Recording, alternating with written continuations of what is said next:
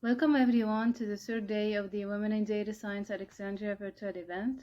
And I would like to announce that for the next 2 days we are going to do algebra with Diletta Martinelli, who is an assistant professor from the University of Amsterdam.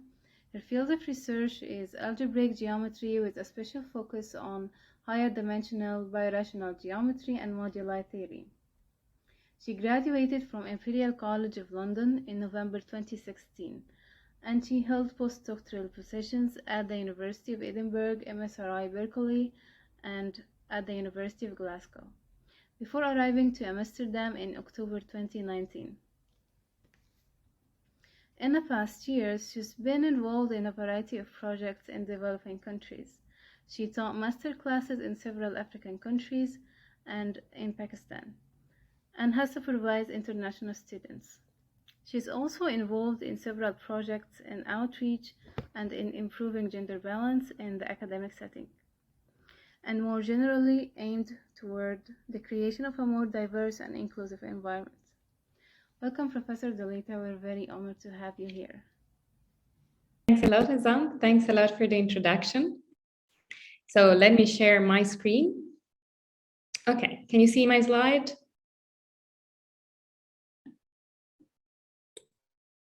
Yes. Good. So welcome everyone. I'm really happy that I can be here with you today and join this Women in Data Science event. So I'm really happy I can join the Alexandria community who is hosting the event, but also all the other people joining from different parts of the world. And even though there is a screen between us, I really hope I can interact with you as much as possible. And maybe we could start, could I ask, I see that we have people joining from different parts of the world. So if you feel comfortable and just say hello in the chat and say where you're coming from. And when you are joining the session today, I'll be really curious to see where everybody is joining from. And as Hassan said, I'm a mathematician. I work at the University of Amsterdam in the Netherlands, and my field of research is algebraic geometry, who is actually pretty far from data science. But at the core and the starting point for the research field is still linear algebra. And I think that the main topic of my series of lectures is really that linear algebra and in particular matrix computation are really ubiquitous in mathematics and science. And so I think that that's a good starting point. I see people also from Pakistan joining, from Afghanistan, so welcome everybody. And I'm not sure exactly of the background of everyone, but I'm really planning to be elementary. So especially for the session of today, I hope it can be accessible to really a broad audience. So maybe there are people in the audience who are already a bit familiar with matrices, and it could be a nice recap. I hope that maybe you can look at the problem and at the application that I will solve from a different point of view, but I'm really assuming no background at all. And I really hope it can be an interactive session, so please ask questions at any time. For the lecture of today, you can use the chat or you can unmute yourself, and I'll ask Ezan to please keep an eye on the chat in case I'm not seeing some questions. And so in the session in the afternoon, we'll be a bit more focused on exercises, and we'll use also Padlet as a possible platform to start doing exercises together. So please just be engaged with me in the material and stop me at any time. So I can move to my next slides. So as I said, the main focus of today will be matrices. And one of the slogans that we could pick for the lecture of my series of lecture today and tomorrow is really that the matrix is everywhere. I don't know if you saw the famous movies, but that's a quote from the movie. And I decided to kind of use a bit the scheme of who, what, where, when, why, and how to kind of go around and give an introduction about matrices and matrix computation. And as I said from the beginning, these are really objects that are ubiquitous in mathematics and science in general. So they go from fields of mathematics such as algebraic geometry, that the field where I work on, that is impure mathematics, but they have application to data science and machine learning and other of the topics that you have encountered in the lectures in this series of events. For today, I'll mainly focus on what and why. So what are matrices? So as I said, I don't want to assume any backgrounds at all and try to be accessible and explain what is a matrix and focus on the why. So why are we interested in matrices? Why are so ubiquitous in science and why are they useful? And of course, these are like, the application are really everywhere, so I can only give a bit of samples of applications of matrices. And in particular, I will try to focus on three main, let's say, macro themes and three pillars that explains the applications of matrices. And then in the lecture of tomorrow, we'll start focusing a bit on the how. So try to really start to understand how we can use matrices and matrix computation. And in particular, the lecture of tomorrow will be devoted to try to understand the Gaussian elimination algorithms, that is one of the first algorithms in solving linear systems of equation using performing matrix computation. And regarding the other three questions, so who needs to use matrices and where and when are they used? And as I said already, these are really ubiquitous. The matrix is everywhere. That's kind of our slogan. So somehow you could answer that really everyone needs to use matrices at a certain point, and the application are really everywhere, and we apply them all the time. And this is really, it could be said for any scientist at a certain point. Any scientist, no matter what they are working on, what is the problems that they're trying to solve or to model, they would need to perform some matrix computation. But I would claim that is really like a tool that somehow really every kind of citizen of the world at a certain point needs to be scientifically knowledgeable. And the first application that I'm trying to show arise from really problems that we encounter in everyday lives. So this is a bit the setup for the lecture. And the first, I'm gonna start with the motivation, so with the why, and try to explain how matrices arise when we are trying to solve problems. And I will describe three different scenarios that present different applications of matrices. And they're really like, especially the first one, I really tried to start from a problem that is very basic, very elementary. And I decided to use one of my favorite topics, that is cats. So let's say that we have this scenario. So you have three kitties that I conveniently called Alexandra, Babette, and Cleo. And you have the following problem. So let's say that this is you know that each of the three kitties, so together they eat 300 grams of cat food every day. And then the other information that you know is that Alexandra, the first kitty, always eats every day twice as much as Babette. And then the third kitty is the greedy one. So Cleo eats as Alexandra and Babette together. And you are a very careful cat owner. You are worried about the well-being of your kitties. So you are trying to understand how many grams of cat food each kitty eats every day. So this is a very basic question. It's a question that you could give in primary school to some kids.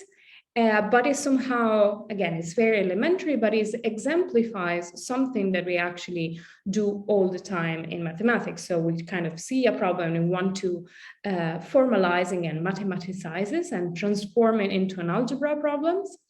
And the structure is exactly the same that people encounter every day. So here we only have a small number of variables and a small number of equations, but rapidly, when you try to solve problems in engineering or in science in general, even though the structure is very similar, you have a certain number of entities and relations between them, the number of variables and the number of the equation will rapidly explode and becomes very large. But to start, let's focus on this very simple one. So how would you go about solving the problems? You will start to formalizing and transform the sentences into some mathematics equation. We want to do some algebra in the end. So probably you already understand what we have to do. We have to somehow start introducing some variables. So let's say that I conveniently call my cat Alexandra, Babette, and Cleo, so we could have some variables, A, B, and C. Let's say that A is the grams of food eaten by Alexandra, the first cat in a day. B is the grams of food eaten in a day by Babette, and C is the same, the grams of food eaten by Cleo in a day. And then you have those information that you can try to transform into a set of equations using the new variables that you introduce. So the first set of information was that together the three kitties eat 300 grams of food every day. So then the first information would transform into the equation A plus B plus C is equal to 300. So together, the amount of grams that Alexandra, Babette, and Cleo is 300. So can you see the arrows of my mouse moving around when I speak? Yes. Yes, we can. Great. Yes, we can. So the first one is together, the three kitties eat 300 grams of food. And the second information was that Alexandra eats every day twice as much as Babette, so A is equal to 2B. And the third one is that Cleo, our greedy kitty, eats as Alexandra and Babette together, so C is equal to A plus B. So this is a simple example of how, given a problem and a very just set of information that we have, we can translate it into some algebraic equations. And even though this is an elementary problem, is our first example of a system of linear equations. So equations are just these relations between the variables that you introduce, and linear stands from the fact that your variable arrives only to the exponent 1. So you don't have a squared plus 3x to the b to the cube or any higher power. Any variables just to the exponent 1. So this stands for linear equation. We only have variables to the first power. And these are the crucial topic of linear algebra. Studying system of linear equation is really like the kind of basis of linear algebra, who is one of the pillars of mathematics, science, engineering, and everything. So this is a very simple example, but somehow you see that it arises from really everyday problems, something that everybody is trying to understand. And in this very simple case, we can just solve the system by hand. We'll see in a second that it's immediate to find a solution. But again, keep in mind that rapidly you might have a system of equation when you have even 1,000 or even millions of variables and millions of equations. So of course, then you would not be able to solve it by hand, but you will need a computer to do it for you. And that's somehow really the beginning of numerical linear algebra. But in this case, we can do everything by hand. It's very simple. How you would go about it to solve the system? Well, we see, so these are the relations that we have. We have that the second one say that A is equal to 2B. So we could replace this information into the third equation, and we would get that C is equal to 3 times B. So then now we have that A and C are expressed as a function of B. So we can substitute all the information into the first equation. And from the first equation, then we can find out the value of B. So B is just 300 divided by 6, so it's 50 grams. And then we can replace everything into the other two equations, and we solve our problems. So we see that the first kitty eats a reasonable amount of food every day, but then you probably need to put Cleo on a diet because it's eating too much, and you need to be careful too for the second kitty. Great. Yeah, so Sarah already arrived to the solution. That's great. So you see here that even starting from a very elementary problem, we can arrive to solve a linear systems. And this is, again, something that we might want to do even when you have many equations and many variables. And I mean, I started everything saying that I wanted to explain the importance of matrices and one of the application of matrices.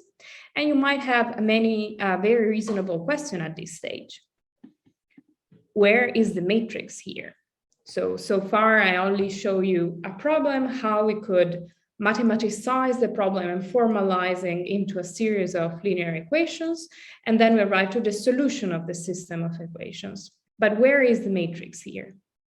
And actually, even though if you have this elementary problem, probably that's how you would solve it just directly, but the matrix is actually there. So let me explain it a bit more. So this is the system of equation that we had. But here I'm rewriting the system of equation, emphasizing really all the coefficient. So the first one, nothing has changes, a plus b plus c is equal to 300. But the second one was a equal to 2b. Alexandra eats twice as much as Babette.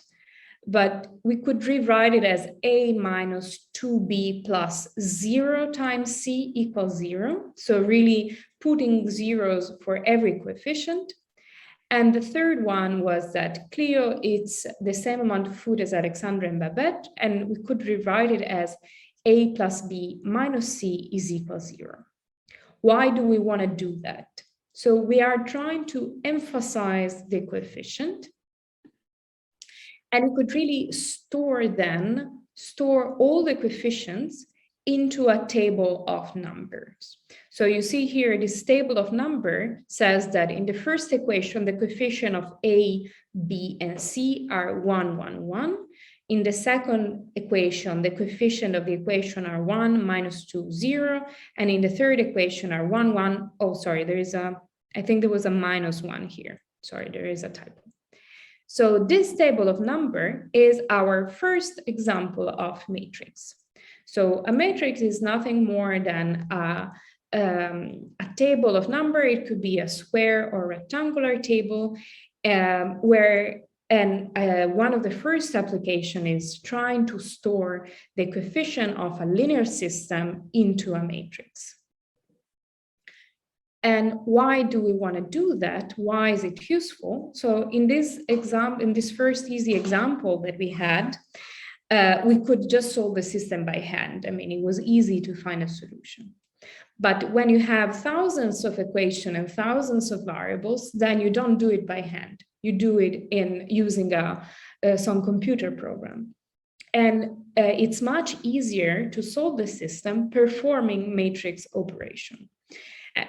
One of the other slogans is that computers love matrices. So it's much easier to feed a matrix to a computer and program the computer using operation in terms of matrices. So this is one of the other slogans that we will encounter. And tomorrow, in the lecture of tomorrow, we'll start seeing one of the algorithms that you can have to solve linear systems using a matrix operation, how we can modify our system of equation using the matrix of coefficient.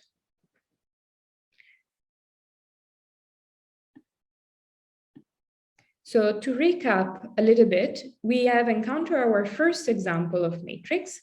So far, a matrix for us is only a square or rectangular tables of number that are usually encoded into a series of, enclosed into square brackets. This is usually how it represents a matrix. And they have a certain number of rows and a certain number of columns. And we say that the number of rows times the number of columns is the size of the matrix. So here I put some easy example, like this is a 2 by 2. This is a 3 times 1 matrix. So remember, the first number stands for the number of rows, and the second number, the number of columns. So this one is a column vector, so 3 times 1. And here I put a rectangular matrix with 2 rows and 5 columns. And the first example of application, the first kind of macro area where matrices are applied is we can use matrices to store a coefficient of linear systems, so system of linear equation. And if we are trying to solve the linear system, we want to start performing operations on matrices. This is like what we will focus in particular in the lecture on tomorrow. So maybe I can pause for a second and see if there are some questions. Again, you can either write them in the chat or just unmute yourself and ask.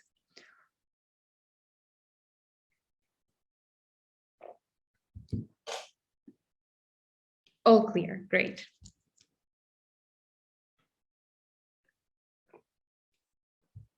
Okay.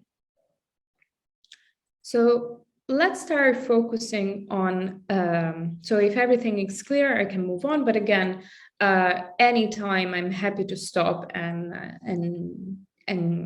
repeat something that is not clear or take question at any time. I plan really to, as you see, I'm really like planning to be very accessible. So the second scenarios wants to focus on different applications where matrix arise, when we could see how matrix naturally comes handy in when we are trying to solve a problems.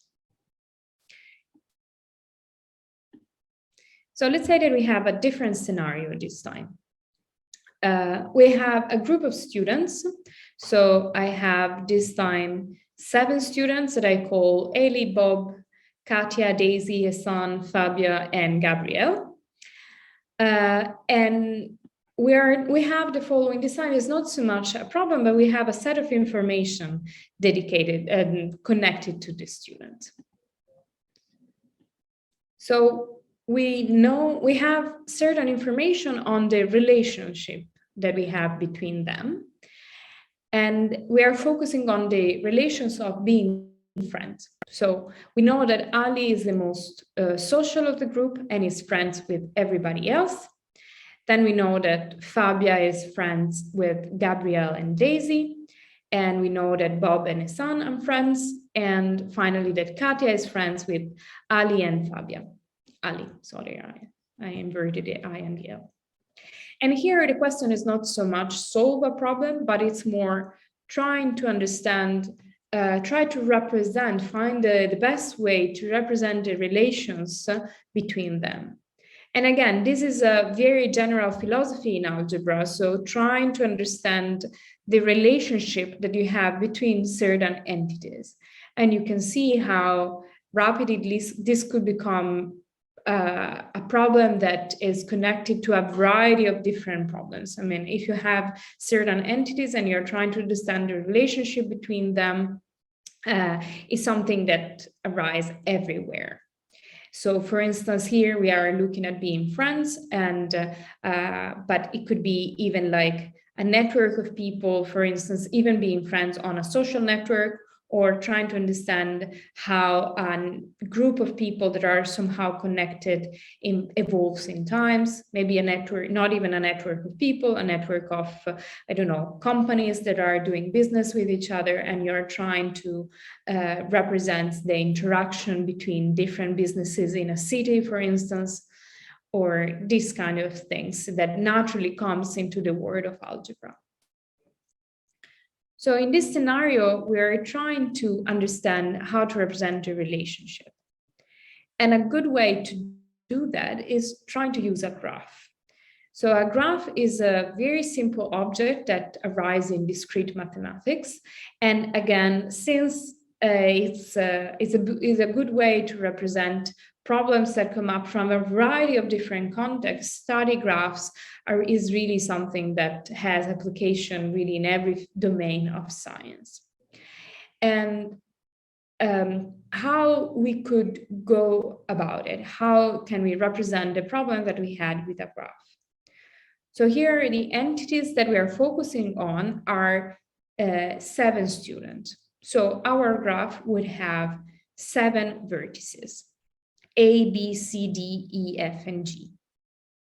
And maybe to give you just a quick definition, so a graph for us is just a discrete object that has finally many vertices and some edges between the vertices. This is what a graph is for us. And in this case, we have this finite set of students, and each student represents a vertex in our graph. And then we are trying to understand what is the relations that you have between them. And we said that we are focusing on the relations of being friends. So somehow we build up our graph, putting an edge between the vertices if the 2 vertices are 2 friends. So in the set of information that we had that the first one was that Ali was friends with everybody else, so is the most social of the group. So we connect A with a vertex with every other vertex. So we put an edge connecting the 2, and connecting A with every other vertex in the graph. Then we knew that Fabia is a friend with Gabrielle and Daisy, and Bob and his sons are friends, so we could add another set of edges, one between B and E, and one connecting F and G and F and D. Here, the colors is not really important. It's really just, just to make the graph looks nicer, but it's not that different colors for the edges represent different things. And the final relations that we had is that Katya and Ali are friends, and Katya and Fabia are friends. So we add a final edge.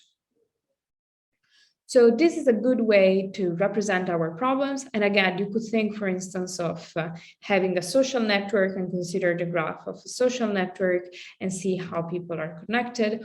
Or graphs, and this type of graphs were used so much in the past few years, trying to model even how disease are spread. So in the pandemic, we saw, mathematician was working with graphs where you had different vertices, and then we studied the connection between different, how people were connected to see how the disease was spreading. So this is again a topic that was very timely and very used in recent years.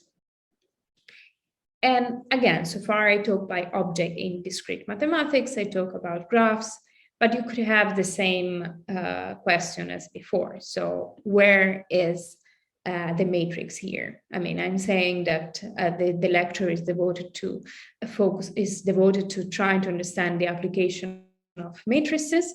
Where is the matrix here? So far, we only saw a graph. And again, remember that computers love matrices, so it's much easier to feed to a computer a matrix instead of a graph. So how can we come up with a matrix? So with this table of numbers starting from the graphs. So our graphs was this object, discrete object with 7 vertices. So we are trying to construct a matrix that have 7 rows and 7 columns. So 7 is again the number of vertices. And you have to come up with the rules, right? So what kind of numbers do I put inside? maybe you have some ideas how we could connect, what kind of matrix could represent the graphs that we have there.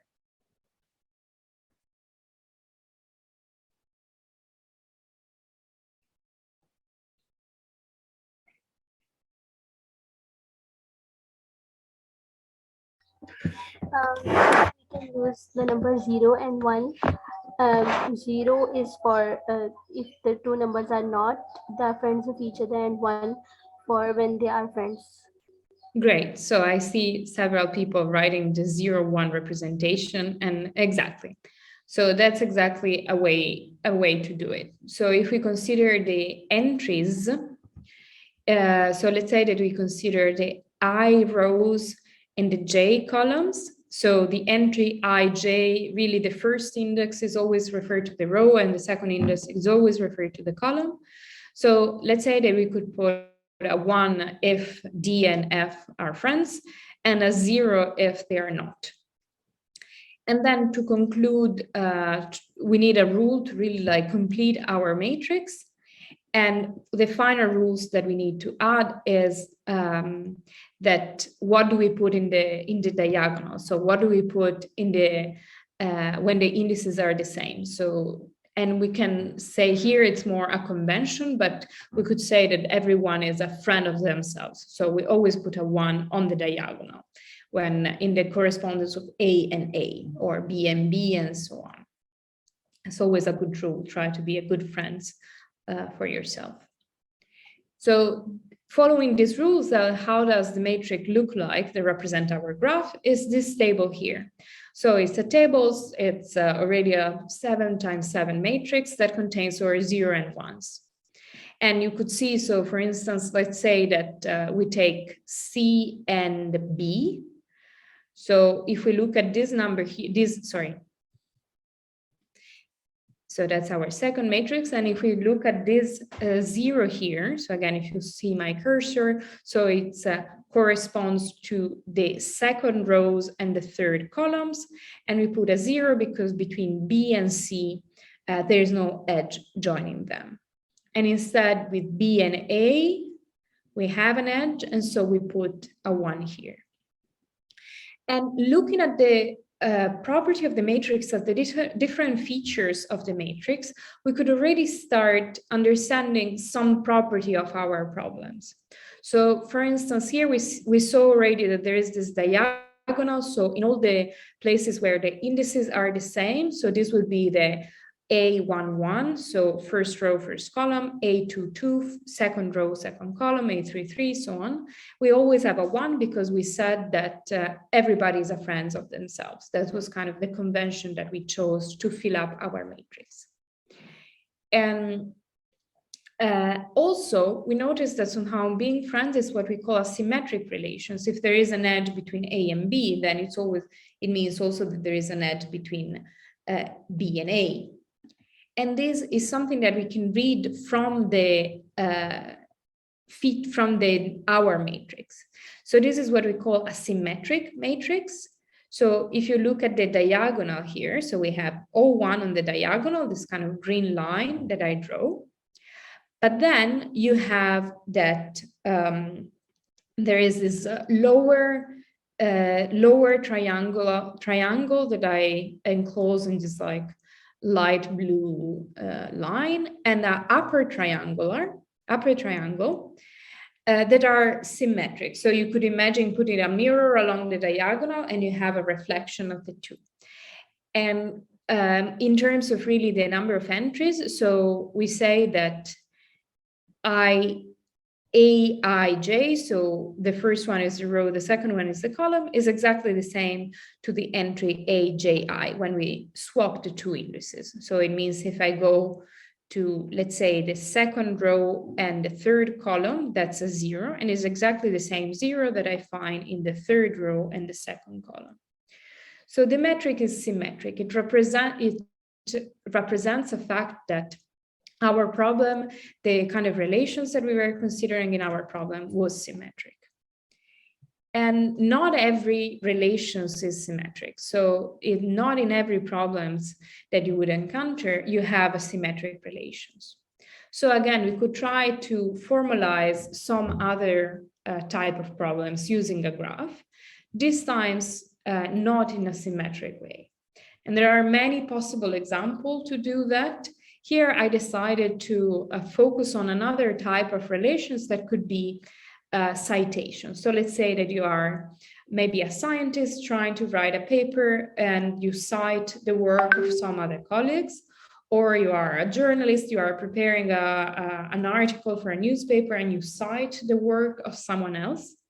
And of course, this is not symmetric relations. I mean, you could cite the work of someone else, but this other person could not cite you back. And let's focus, for instance, here on a very easy case when we have, let's say that you have three scientists that are working on a similar topic. They are preparing papers, and we have the following situation. So I say here the authors are called A, B, and C, and then say that A cites both the authors B and the author C, and B cites themselves. So it's always possible to cite maybe a previous work done by the same author. So how we would go to represent these relations? This time we have three authors, so our graphs would have three vertices, A, B, and C. And this time the relations is not symmetric. So having a connection between A and B doesn't necessarily mean that you have a connection between B and A. So to keep track of this, we put, instead of just an edge, we put an arrow going from A and B if A cites B. And this is what we call an oriented graph, or sometimes it's called a quiver. And again, this is a very central object in mathematics, studying the property of quivers that are fundamental objects because, again, they arise in representing a variety of different problems. So here I just choose this example, this one with the citation, but you can already come up with different set of examples. And so here, to go back to our problem, so A cites B and C, so I put an arrows from A that goes to B and C, and B cites themselves. So B has a loop that represents this kind of self-citation. How does the matrix look like in this case? We have a 3 times 3 matrix because we only have 3 authors.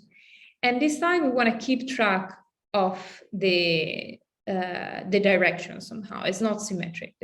So let's say in the position A, I, J, so in connection of the I rows and the J column, we put a 1 if the author in the I position cites the author in the J position. And we put zeros otherwise. So you can directly see how our matrix will look like in this case. So A cites B and C. So we put a 1 in this. So because it's in the position I is in the, so the row connected to I. But then B doesn't cite A back and C doesn't cite A. So here we have all zeros because there is no one citing A. B cites only themselves, so you have a 1 in the correspondence of B, and 0 otherwise, and C doesn't cite anyone, so you have zeros. Clear to everyone how we constructed the matrix? Yes. Not clear. Good. And notice that in this case, the matrix is not symmetric. So we have a different example of a different problems where we arise to a different matrix. So these two examples, the symmetric one and the non-symmetric one, represent one of the other's applications of matrices. And maybe we can recap again. So we said matrices are again this table of numbers that could have different size when the size is given by the number of rows times the number of columns.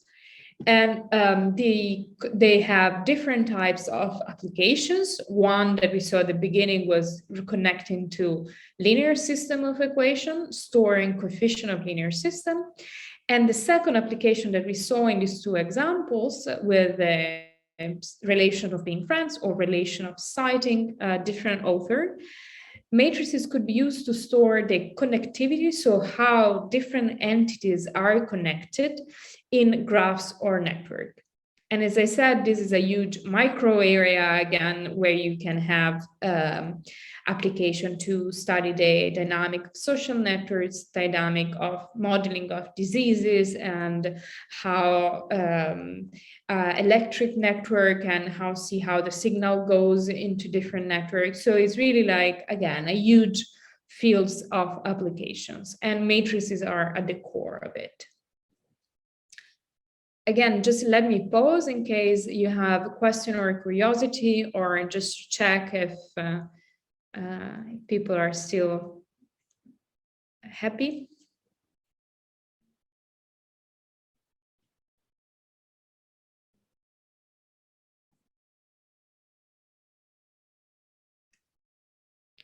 So I could move, now we could move to the third scenarios. That is more geometric. And this is actually probably the most close to what I do. So I do, as I said, my field of research is algebraic geometry. So it's very much connected to that. An indirect graph. So what do you, Aureli, so what do you mean with indirect graphs? So do you mean without the arrows?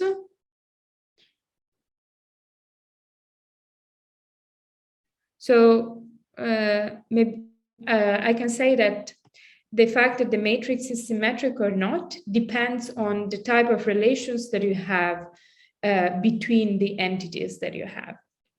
So let's say that you have two objects, and if the relations between A and B implies already a relations between B and A, then the matrix you would end up is symmetric. If not, then the matrix is not symmetric. So it really depends on the type of relations that you might have. I don't know if this answered the question. I'm not sure what you meant with the indirect graph.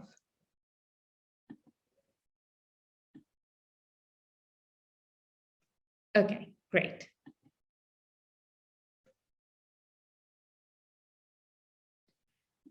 Okay, let's go to the third scenario that, as I said, is the most geometric one.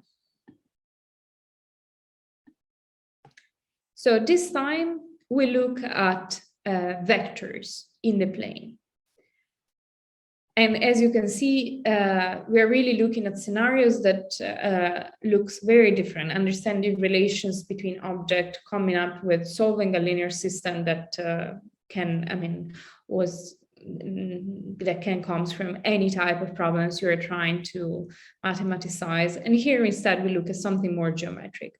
We have the two-dimensional plane, x and with coordinate x and y, we fix an origin, and we consider a vector v.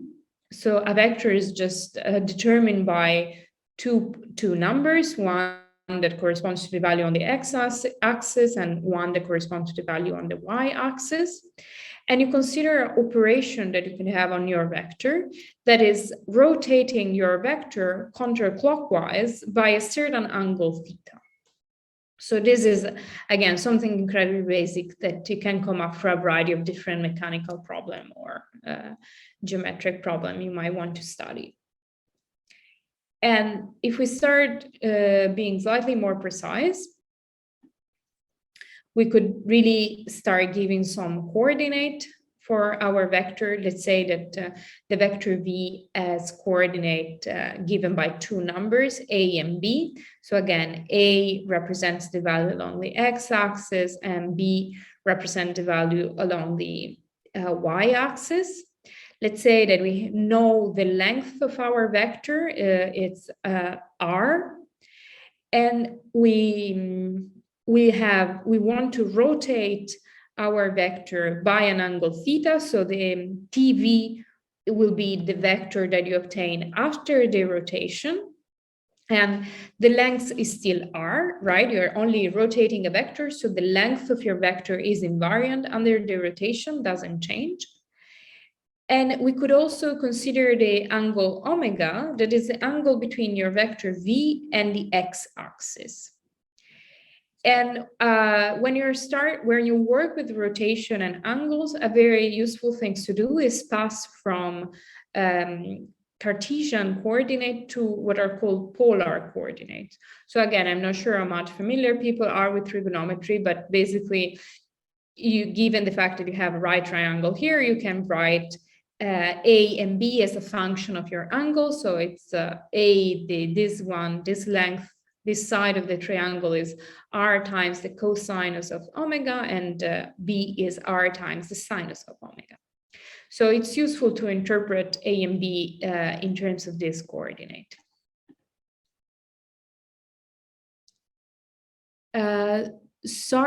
Discuss last slide. So it was the lights about the rotation. Kuratelline, sorry, maybe I'm mispronouncing your name.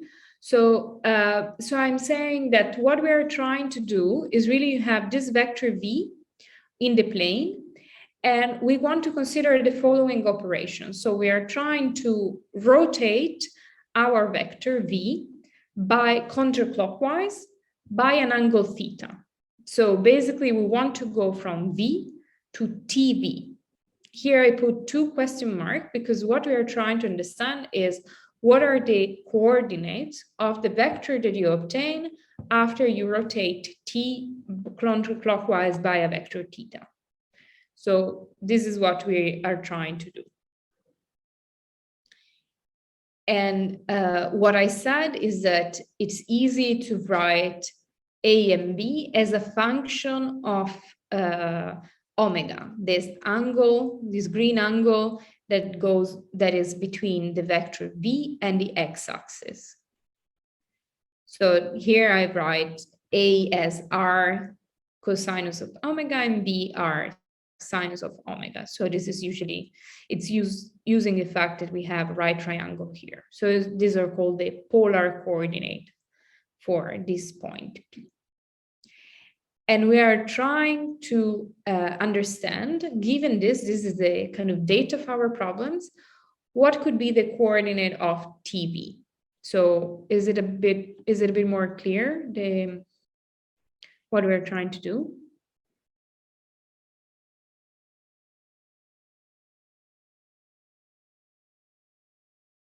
Great. And here we only have to use some trigonometry. So we could write TV. We use this time this right triangle here.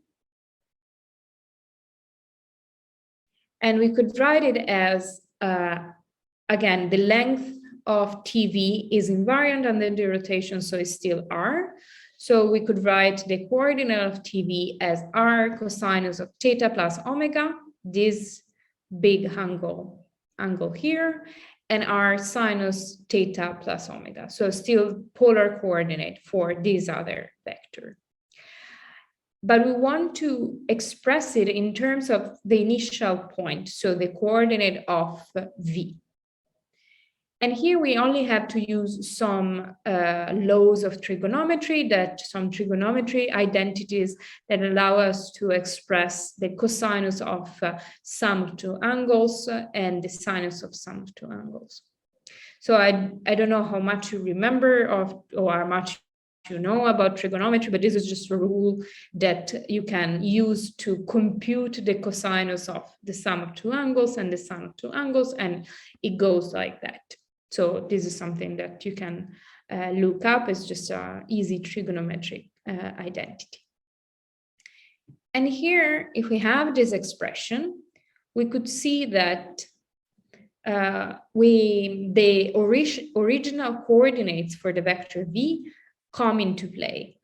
So we could actually rewrite T of V as using the coordinate of B. So to summarize what's happening here, basically our rotation, so the rotation by our angle theta, takes as an input a vector V that has coordinate A and B, so this vector in the plane, and then maps it after the rotation by an angle theta to a new vector in the plane that again is defined by two coordinates. The first one is A cos theta minus B sin theta, and the third one is B cos theta plus A sin theta. So we could really, great.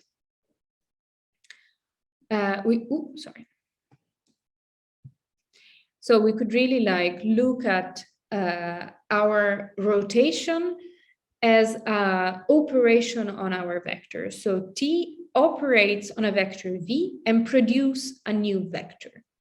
So this is the idea of the rotation. And if we proceed, now you know somehow where I'm going. So again, where is the matrix here? So I said that we can interpret it as an operation, and so far we saw how we can go from one vector to another using this trigonometry. But we can define a matrix and connect and somehow associate to this operation on vectors a matrix. Let's see how to do that. So our input here is a vector V, A and B, and we saw that the output of the rotation is this other point in the plane, this other vector, A cos theta minus B sin theta, B cos theta plus A sin theta. And we could define the following matrix here, a 2x2 matrix that has cos theta minus sin theta in the first row and cos theta sin theta in the second row. And the idea, remember that the final slides was that T is a kind of operation on my vectors, and we are trying to associate to T a matrix, this matrix M. So if T operates on V, we are trying to understand how the matrix M operates on the vector V. And it's possible to define a matrix vector product that correspond exactly to this idea that M is associated to the operation T. T operates on the vector and the matrix operates on the vector in this way. So here notice that to multiply a matrix and a vector together, you need to have, so the matrix is size M times N, number of rows and certain number of columns. So the number of columns needs to be equal to the number of entries of your vectors. So here we have M is a 2 times 2, and we can apply it to a vector that has 2 entries. So it's 2, 1. We write it as a column vector, so it has 2 rows and 1 column. And what we would get is a 2 times 1 vector, again, a column vector of 2 entries. And we could do that even for a rectangular matrix. So it doesn't need to be N times N, it could be M times N, so a different number for rows and columns, but the number of columns of the matrix needs to be equal to the number of entries of your vector. And how do we define the product between them? In such a way so that the vectors that we obtain is exactly the vector TV. Basically, we take the first row of the matrix and we consider the first entries times the first entry of the vector plus the second entries times the second entries of the vectors. And then we get the first column, the first row. And then we do the same for this the second rows, so cosine times A plus sine times B. And we get exactly the vector TB.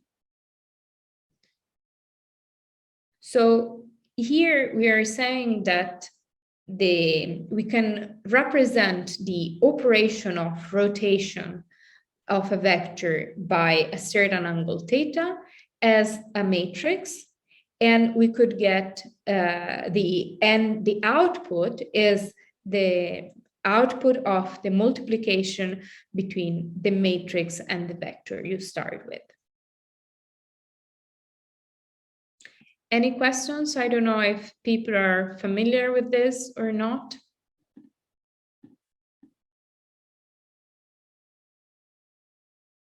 That's a very good question. So here we associate an operator with a matrix.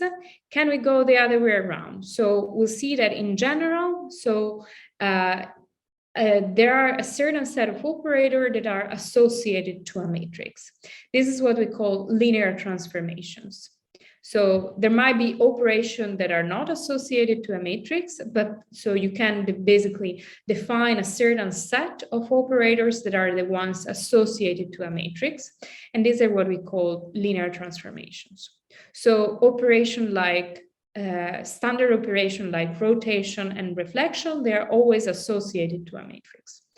But in general, they need to be linear, so not really any possible operators, but a huge class of them, the important ones that are called linear transformation. So that was a very good question, thanks. So we'll see more in the exercises about that, but I think that to summarize, we can really say that as many important operators are represented by matrices. So the operation that you can do on the plane, like very natural geometric operations, are just an application. You can represent them using a matrix applied to a set of vectors. And again, the same philosophy that we had since the beginning of class. The computer loves matrices, so it's much easier to tell a computer that you are rotating a vector, giving them the matrix associated to this operation instead of writing in coordinates or using trigonometric identities.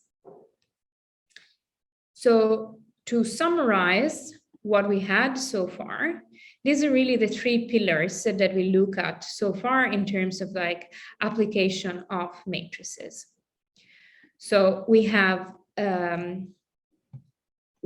so basically, if we go at my first slide at the beginning was this what, who, when, where. So we said that we wanted to focus in the lecture of today of what and why. And we said that matrices are just this tables of numbers, could be square or rectangular, so they can have different size, so different number of rows and different number of columns. So remember, the first index is always the number of rows and the second is the number of columns. And the main application of matrices are, here I divide them into three main macro areas. So we could have matrices that are used to store coefficient of linear system, and this is really like the main topic of linear algebra, that is somehow the core of mathematics and computing engineering. That's really trying to solve linear system of equation, and you do that performing operation on matrices. Or the second application, we saw how you can store information about how different entities in a graph or a network are connected, and using a matrix, we said that you can get different type of matrices in terms of the property of the type of relations that you have between your entities. And the last application is really matrices could be used to represent operators on vectors. And the basics example are rotations and reflections. So as I said here, it is a really macro area. So each one of these single bullet points represent a huge fields of possible application and possible problems. So I'm almost to the end. I want to give you just a few more details that we can use then later on in the exercise session. Are there any questions before I go to the final slides with the applications? Or even, I mean, curiosity, or I'm happy to try to answer them. Clear, great.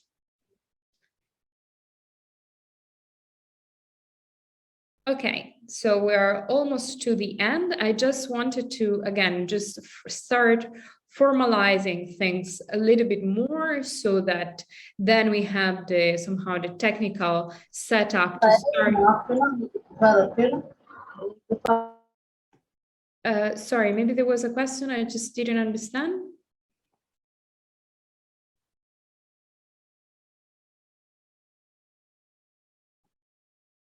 Yes, no? Okay, I'll go on.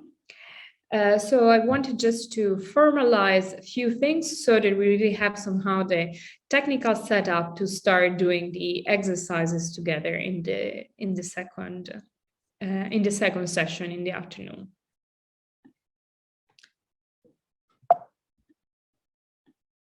So here I brought the general form for a matrix. So we saw many examples, but really in general now a matrix for us will be an m times n, again m the number of rows and the number of columns, and this is how we represent it. So with this series of number, and again all these are the different entries of the matrix, where the first index is a row, the second is the second index represents the column. So really here, the general entries is what we call ij, that corresponds to the element that lies on the ith row and the jth column. So we saw, for instance, then, and then we can start expressing property of the matrix in terms of this ij. So for instance, the matrix is symmetric if aij is equal to aji, so if you can swap the indices. So if you're not familiar, this is like good to kind of remember that this is what we mean with entries. And then I just wanted to add a remark on this matrix vector product. That is what we defined in the last applications. So here in general, we can apply a matrix to a vector.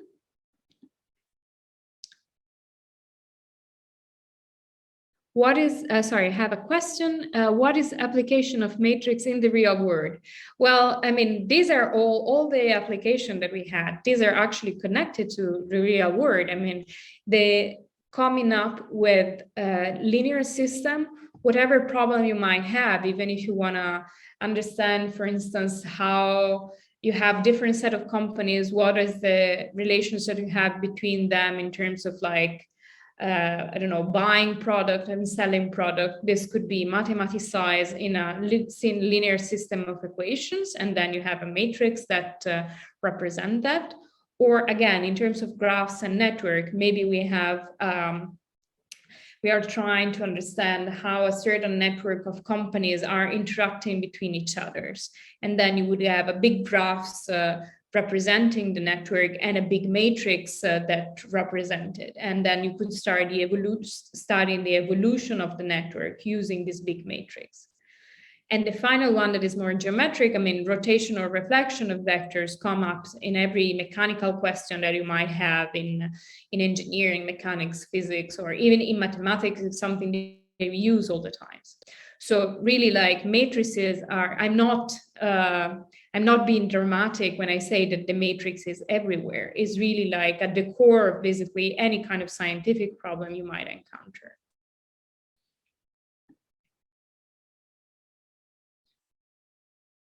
So the final remark that I wanted to make is really try to give a formalization of this matrix vector product. So we said that we can apply a matrix to a vector. And the matrix we said is m times n, so m rows and n column, and we're applying to a vector that has n entries. So it's an n times 1. And what we get is an m times one vector. So here, sometimes I just erase this because these two numbers need to be the same. If we have an n here, I can apply it only to a vector that has n entries, and I would obtain a vector that has m entries. So I don't know if my notation is clear. And how do we obtain the vector? Basically, the vector that we obtain after we apply the matrix A to the vector X is the one that has for entries the scalar product, the inner product sometimes called, between the rows of my matrix A and the column vector X. So the inner product, I don't know how much are familiar, but it means that we are multiplying each component and then we sum all the things that we get. So how do we get this first row here? We do the inner product between the first row and the vector. So A11 times x1 plus A12 times x2 plus A13 and so on. And we do the same for every row, so we'll obtain m entries. And we'll do some examples in the exercise session, but it's really like, it's really easy. And just to conclude, if you remember, we said that we could take the input is a vector with n entries, and we could think of the entries, we could assume that the entries are just real number. So the set of vectors with n real entries, this is what we call R to the n. So R because every entry is just a real number. And it goes to the set of vectors with m real entries. So every entry is a real number, but we have m entries. And we could look at the transformation going from associating V to AB, TB, as an operator, we said, or sometimes, as I said, they are called linear transformation. So sometimes we really might think that a matrix is associated to really this transformation, this operation going from R to the n, the set of all the vectors with real entries, to R to the m, the set of real vectors with m entries. So it's really connecting two spaces that these are what are called vector spaces. So these are somehow the natural ambient space to perform linear algebra operations. So these are just a few remarks that I wanted to make, the general form of the matrix, and it's important how to formalize the matrix vector multiplications.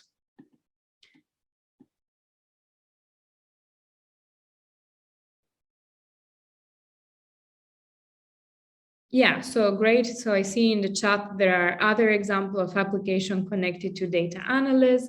And that's, yeah, I mean, here we are in the event that it's women in data science, and really data science, that is one of the topics that are more, I mean, probably more timely at the moment. I mean, application of data science are really at the basis of any science and technology has started really from matrix computation. So I think that my series of workshop is the basics one, the basis of the kind of mathematics that you need to start data science are matrix computation. So thanks a lot to the other people in the chat adding some comments.